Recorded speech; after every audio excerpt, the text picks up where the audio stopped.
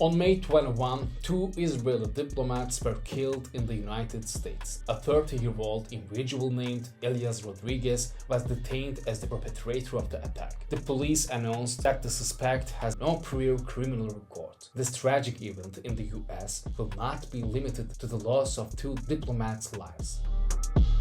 It seems likely to escalate tensions in the international relations and further complicate the security situation in the region. At first glance, the incident may appear to be a reaction to Israel's genocidal actions, but what could lie behind it? Today, we are focusing on this issue.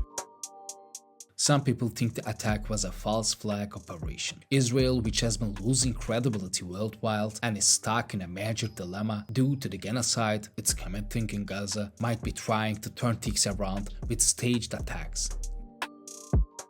Could Israel have killed its own citizens to justify starting a war with Iran?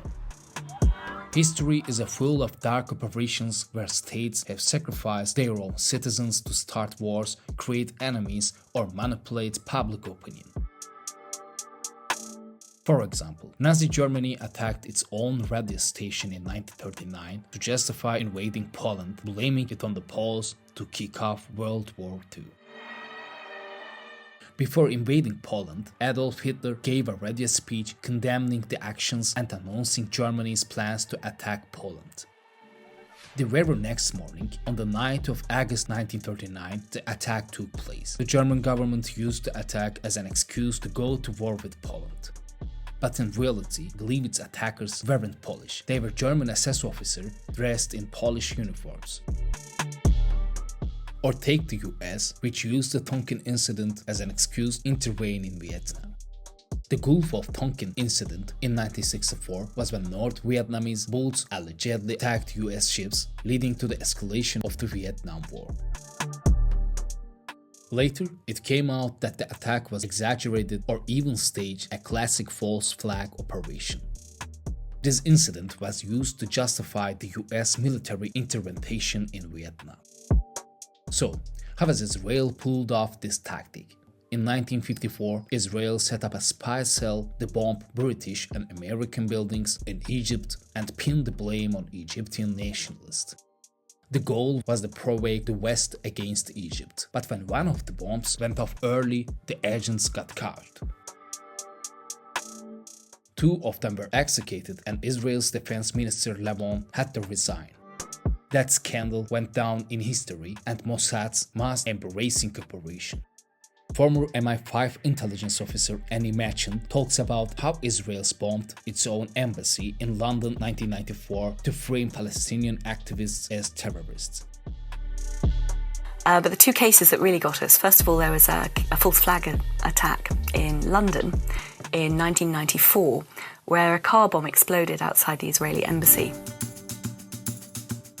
The 1967 USS Liberty Incident is another example that fuels debates about Israel's false flag operations. Israel attacked the American ship USS Liberty to blame Egypt, but the incident went down in history as an attack against its ally, the US, and left 34 American soldiers dead.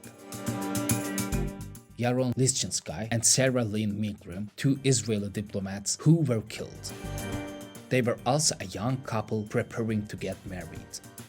At first glance, this looks like a horrific murder, but what's even more concerning is the possibility that Israel could use this to justify more bloodshed.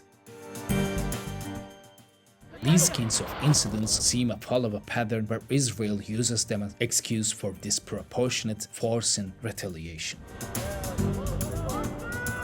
So, while individual murders are tragic, what's truly horrifying is how these events are used by Israel as a pretext to tighten regional control, expand settlement policies, and keep up systematic operation of Palestinians. This is clearly shown through policies like the blockade of Gaza in 2025, which deepens the humanitarian crisis there. We must never lose sight of timing. Last week, the United Kingdom, France, and Canada warned that they would take concrete steps if Israel continues to heavily expand its military operations in Gaza. And since Israel restarted strikes on Gaza, this government has demanded Israel change course. Privately, in my conversations with Foreign Minister Saar and Strategic Affairs Minister Dermot, publicly in repeated joint statements with my French and German counterparts, we've made clear that Israel's actions are intolerable. Subsequently, on May 20, the United Kingdom announced suspension of new trade agreement negotiations with Israel. On the same day, the European Union declared that it would review association agreement with Israel. It's clear now that Israel's credit has run out, at least as far as France, the UK and Canada are concerned. They've issued their strongest condemnation yet of the way Israel's waging its war in Gaza. They've said Israel must stop its new offensive, which Prime Minister Benjamin Netanyahu claims will destroy Hamas, rescue the remaining hostages, and put all of Gaza under direct military control. And right at its critical moment, we got the news that 2 diplomats were killed. Do you think Netanyahu could really be saddened by the killing of these diplomats? Don't forget to share your thoughts in the comments.